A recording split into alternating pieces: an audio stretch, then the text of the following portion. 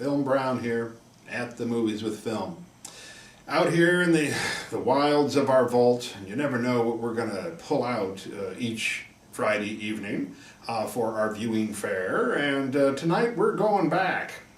We're going back to the granddaddy of them all. Now, it doesn't mean that 1920 was the first horror film that was ever made. No.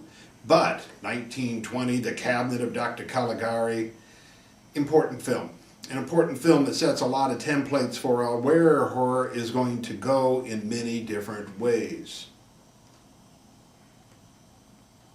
I wonder what the heck that is. I've never been here before. Oh! That's pretty cool. 1920. Cabinet of Dr. Caligari. Kind of significant. One, we have to set this is a German film. This is really the beginning of the German expressionist film movement.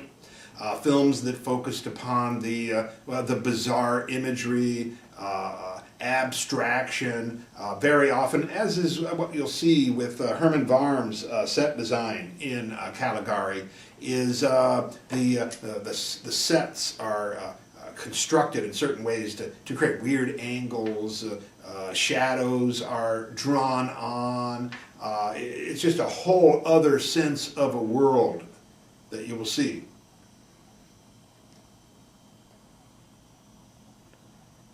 Look at that. That's pretty cool. Now, so it's a whole other sense of world. And in German Expressionism, there were quite a few German Expressionist films, and it depends on who you follow. You know, Barry Salt only says that there's just a few true German Expressionist films.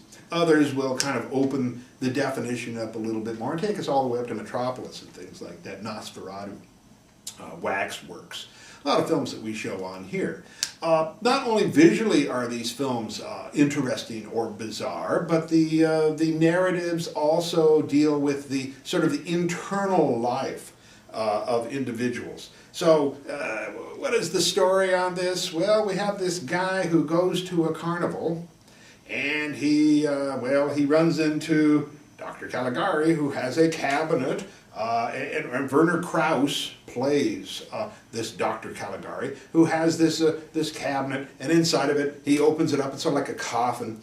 And who's inside there? Is this somnambulist. Cesare is his name, and he played by Conrad Veidt.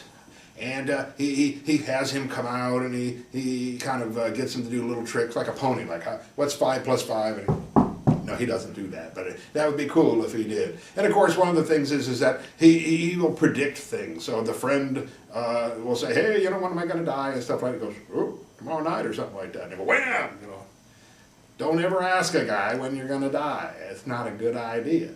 But the story continues, and of course, I'm not going to spoil it for you, but the guy does die, okay?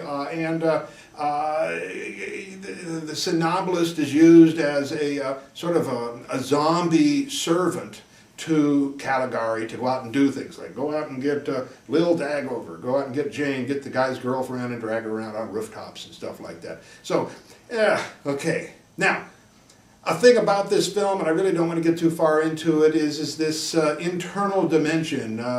Do we trust what we see? Is this stuff that's really occurring? Or is it all, well, you watch it and find out. It's very interesting how it plays out. The film was directed by Robert Vine and was written by Karl Mayer and Hans Janowitz. Karl Mayer, a very important figure who's does a lot of the early German films of the 20s, and he's sort of a signature author for a lot of the Kammerspiel films that are going to be made a little bit later. Some of the, like Murnau's Last Laugh, one of the great Kammerspiel films that Karl Mayer wrote. Willie Hammerster did the camera work on this, and really the camera work is pretty, I don't want to call it pedestrian. I mean, there's nothing fancy about the camera work that's going on in there. The shadows and the lights and stuff like that, that all really comes through set design, okay? And that really kind of is a sense of where German Expressionism came from. It was a theatrical okay, expression. It was came from the theater, and of course set design very important there. And look at this. It's a clown card. It's from Petey. Now we know Petey's been on vacation for quite a while, so we've been wondering where he is. We let him take the little mini sub out and do a little bit of R&R, because it's hard to be a clown, okay, in this day and age. Everybody hates clowns. When I was a kid, I mean, clowns, haha, you know, you saw them, they sold you cereal and junk like that, and you weren't scared. I was, sort of, okay? So maybe I was ahead of the game. It's like, yes, I am afraid of clowns before you should be afraid of clowns. But anyway, people like clowns. Clowns came to parties and stuff like that, you know. Captain Kangaroo, he played a clown, you know, earlier than when he was on the Howdy Doody show, stuff like that, Clarabelle. But now, whoa, you walk around, it's a clown, a PD walking down the street and things that, run away, you know, you stay away from sewers, right, because the clowns are down there, and oh, they got knives that they hide, right, they can kill you with, you know. Oh, give him a break, poor Petey. So what does he say? He says, oh, okay, I'm kind of summarizing what he said, okay. He's enjoying his break. He sort of found a little island where he's by himself, and he's not being bugged by other people. And indicates here that he'll probably come back within the next few weeks. He really has to sort of unwind because he feels persecuted. And I really feel bad for all clowns. Give them a chance. They're not all like, oh, I'm scared of clowns. It's almost like automatic, like, when I'm born, I got a checklist, and here's my check. Afraid of clowns is right at the top. Click me down for that. I'm afraid of clowns. Why?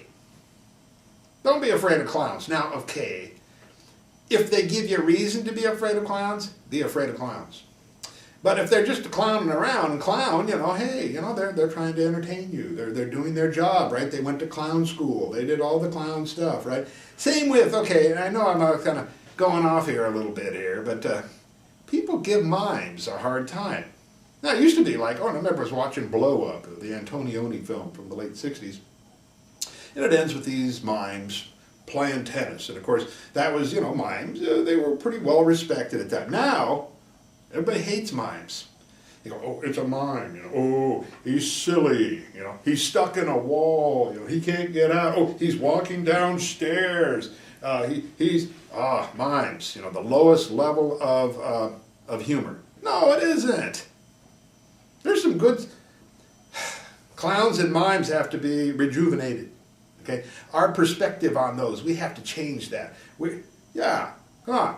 Okay, now, okay, back to our movie. Okay, I sort of digress. Caligari, okay, like I said, sets the bar in a number of different ways. One, we have the mad scientist.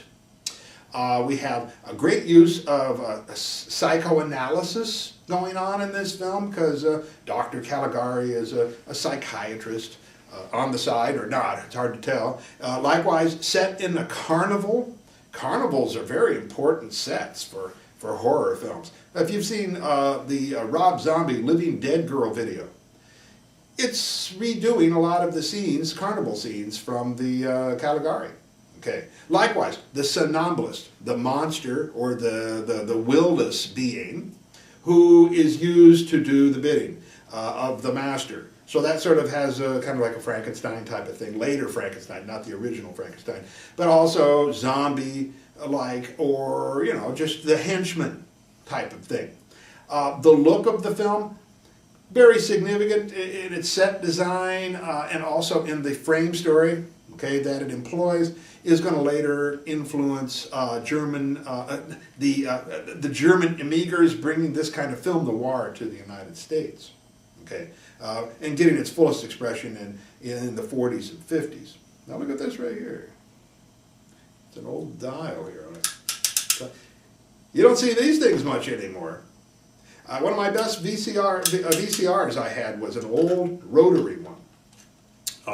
And I didn't have problems with the stupid remote and stuff like that. I just clicked. Now it was limited in the number of channels that it got, but it worked really well. So, Cabinet of Dr. Caligari, important. If you haven't seen it, hang around. If I haven't turned you off on it yet, and I hope I haven't, okay? But I had, inside of me was this thing that had to come out, and that is the issue of clowns and the issue of mimes, okay? Now, I'm not going to go out on a limb and say mimes is, you know, they're all great and stuff like that, you know, but I'm just saying these people are trying to make a living somehow, right? They're doing what they got a gift. They got a gift for getting stuck inside on a wall, right? Like, I'm stuck in a wall. Of course, you know, I'm doing it like this. I'm stuck in a wall.